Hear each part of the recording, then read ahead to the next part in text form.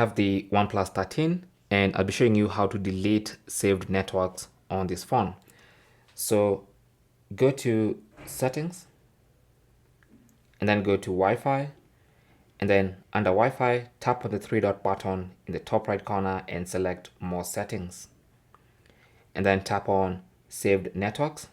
This will list for you all the saved Wi-Fi networks. These are basically all the networks you have ever connected to, or rather Wi-Fi networks you have ever connected to on your OnePlus 13. So you can delete individually. So you can just tap on the three dot button, tap on edit, and then select the ones you want to delete, and then tap on remove. If you want to delete all of them, maybe you have a long list, you can just tap on select all and then tap on remove, and that's going to delete all saved Wi-Fi networks. It's really that simple. Thanks for watching. Comments and questions down below.